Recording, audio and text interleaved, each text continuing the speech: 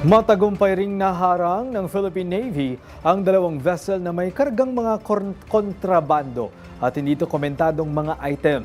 Sa kanilang isinagawang intensified maritime patrol ng Hanay kasi namataan ng Hanay ang dalawang bangka at ng inspeksyon nito ay tumambad na abot sa 27,000 sako ng bigas at halos 13,000 pakete ng mga pagkain na nasa humigit kumulang 36 na milyong piso ang halaga.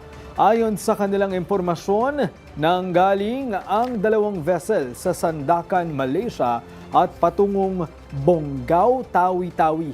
May laman ang naturang bangka ng 13 crew members. Ginabayan ang naturang vessel patungong Bonggao Port at itinurn over sa Bureau of Customs para sa legal na pagproseso. Samantala, naharang din ng Naval Patrol Units ang isang vessel na galing sa Dipolog Island, Tongkil, Sulu. Sa pag-iinspeksyon ng Hanay, natagpuan ang 350 master cases na naglalaman ng iba't ibang foreign brand ng sigarilyo na aabot sa 20 milyon at 35,000 piso ang halaga. Nasa kustodiya na ng pamahalaan ng mga individual at itinurn over sa National Bureau of Investigation at PDEA para sa dokumentasyon.